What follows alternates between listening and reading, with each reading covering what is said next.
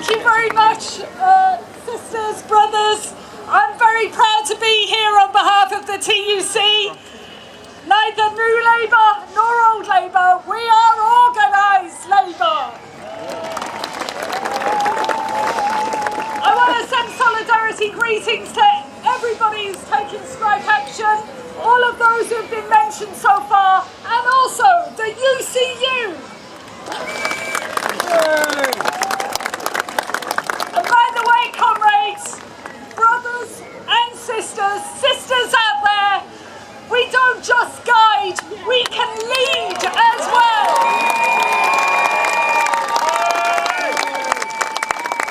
I want to start by paying tribute to all the truth and justice campaigns, and today especially the campaign for truth and justice for the all-grieved miners and their families.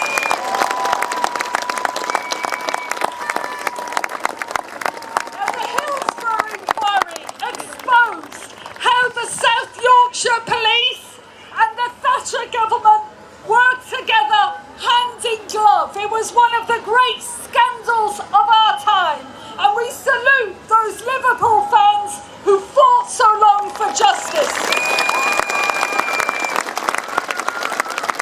Brothers and sisters, let's look to them for inspiration. Let's not just call for an independent public inquiry on Orgreave. Let's demand one.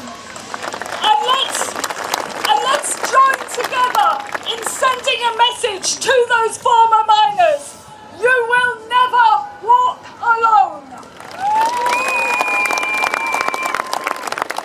I want to pay tribute to Bernard Kenny, that brave retired miner who tried to save the life of Joe Cox.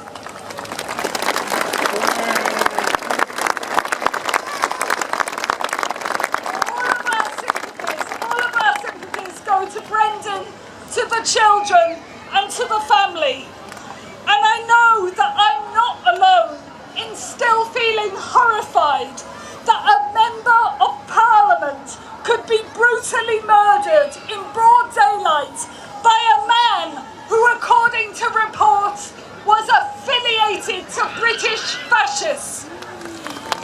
Friends, we are living in dangerous times, and tough though it is, we have to raise our sights beyond our own troubles and look at what's happening across Europe and across the Atlantic too.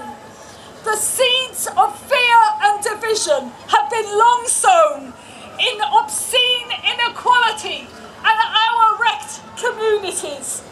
That European referendum result has thrown the country into turmoil.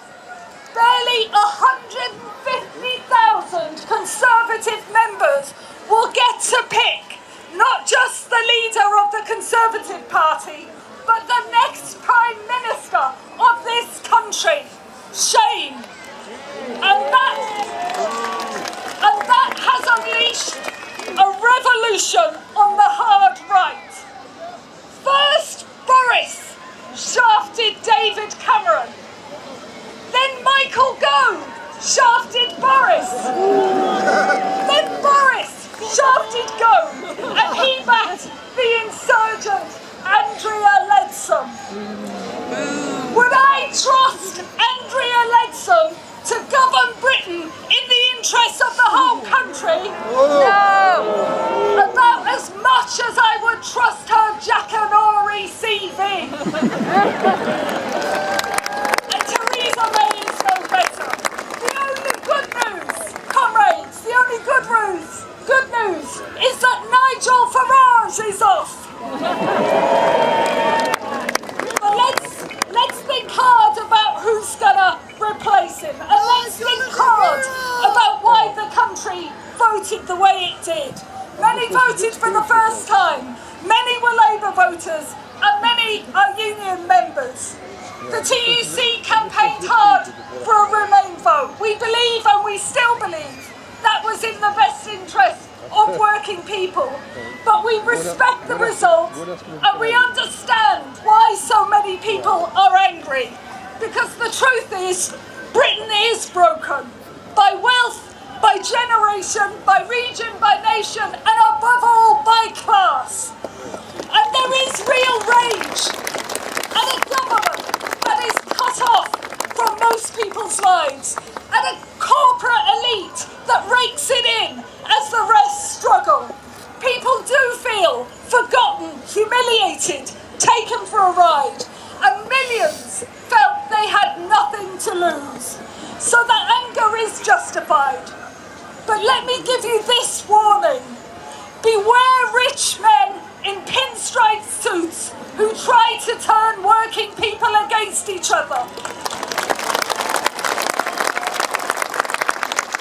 And beware wealthy women who say that immigration is the cause of all our problems. And beware any politician who cries crocodile tears for our communities when they know nothing about them and lie through their teeth to get power. And let's be clear about where the blame does belong. Migrant workers aren't to blame for public service cuts, the Tories are.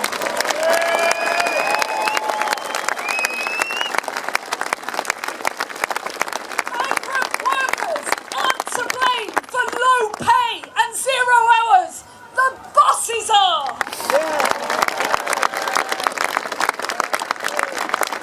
And migrant workers aren't to blame for inequality.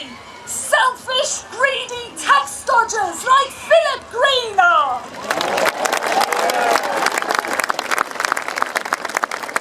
Now I respect there are different views in our movement about the best way forward, and I know it's easy to call for unity and much harder to deliver it.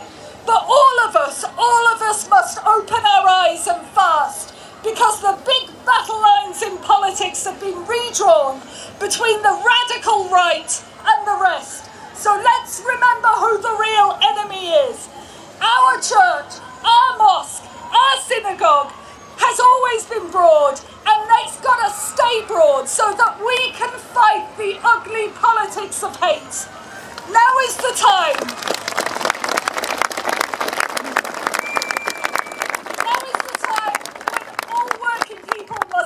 Together. If you believe in democracy, if you believe in race equality, if you believe that hope can triumph over hate, we must stand together.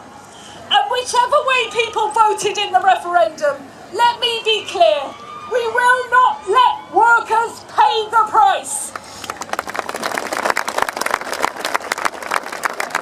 We want good jobs, decent wages, affordable homes. And let me be clear, we will fight tooth and nail to keep those rights that generations of trade unionists fought for and were guaranteed by Europe. And fight we must.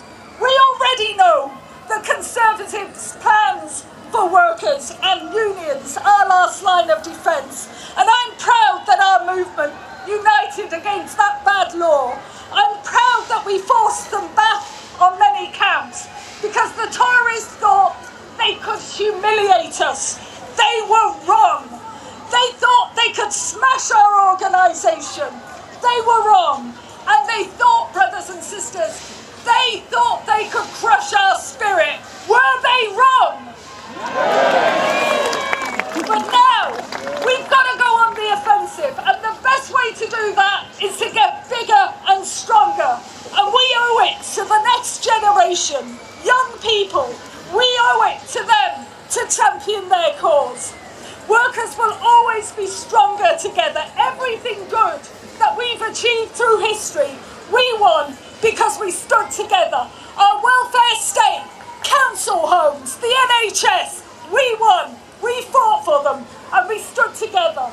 Women and men, young and old, black and white, and whichever passport we hold, we stick together for the sake of our children. Stay true to trade union values. Let's unite in respect and solidarity. And let's get out there and fight for working people. Thank you.